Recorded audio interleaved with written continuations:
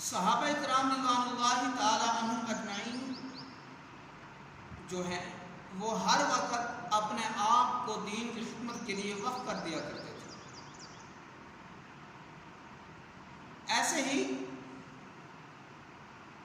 خلیفہ ثالث حضرت عثمان بن عفان رضی اللہ تعالی عنہ، جن کو ذو النورین بھی کہا جاتا ہے، ذو الحجرتین بھی کہا جاتا ہے، اور یہ تیسرے خلیفہ بھی ہیں، اللہ رب العزت نے ان کو بہت ہی زیادہ مال و دولت سے نوازا تھا،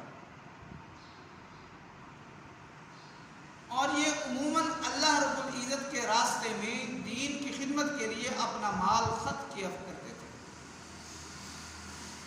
ایک دفعہ حضرت عثمان بن عفان رضی اللہ تعالی عنہ نے حضور علیہ السلام کی خدمت میں حاضر ہوئے، عرض کی اے اللہ کے نبی، میں آپ کی دعوت کرنا چاہتا ہوں۔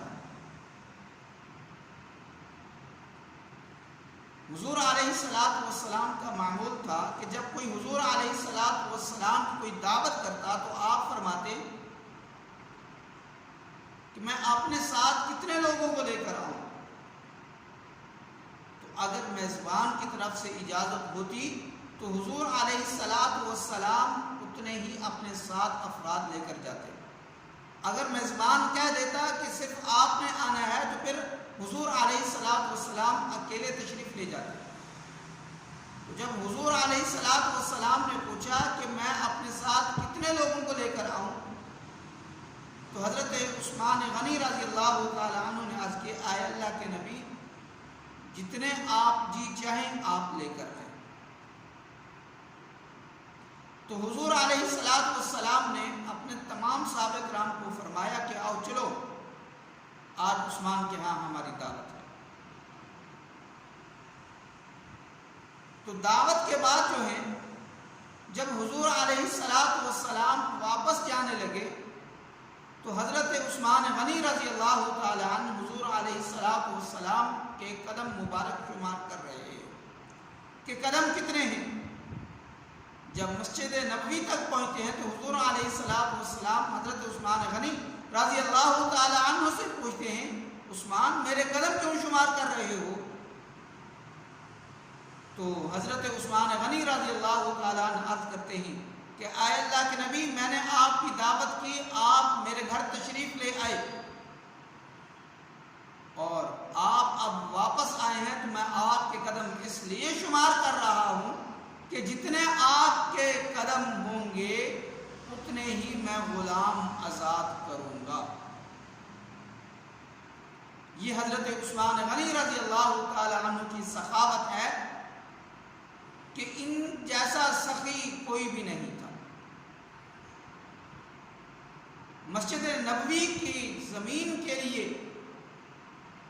حضور علیہ السلام نے اعلان فرمایا تو حضرت عثمان غنی رضی اللہ تعالیٰ عنہ نے بڑھ چڑھ کر حصہ لیا۔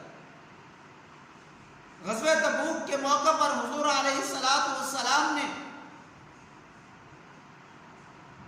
مجاہدین کی معاونت کے لیے اعلان فرمایا تو حضرت عثمان غنی رضی اللہ تعالیٰ عنہ نے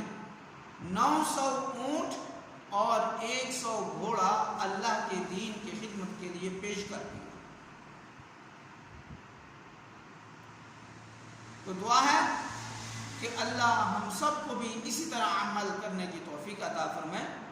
اللہ نے جس کو جتنا زیادہ مال و دولت سے نوازا ہے وہ یہ نہ سوچے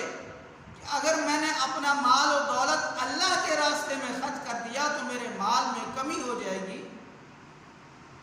نہیں، یہ ہمارا گمان غلط ہے۔ میں ایک مثال سے سمجھانا چاہوں گا کہ جیسے یہ کنویں کا پانی ہوتا ہے تو آپ کنویں سے پانی نکالتے رہتے ہو تو کنویں میں پانی آتا رہتا ہے، کنویں سے پانی ختم نہیں ہوتا۔ ایسے ہی اگر ہم اپنا مال اللہ کے راستے میں خرچ کرتے رہیں گے تو ہمارا مال وہ ختم تو نہیں ہوگا بلکہ اللہ رب العزت ہمارے اس مال کو بڑھاتے رہیں گے۔ تو دعا ہے کہ اللہ ہم سب کو اس پر عمل کرنے کی توفیق عطا فرمائے، اور اللہ ہم سب کو صحابہ اکرام کے نقش قدم پر چلتے ہوئے اللہ ہم سب کو دین کے تمام احکامات پر عمل پیرا ہونے کی توفیق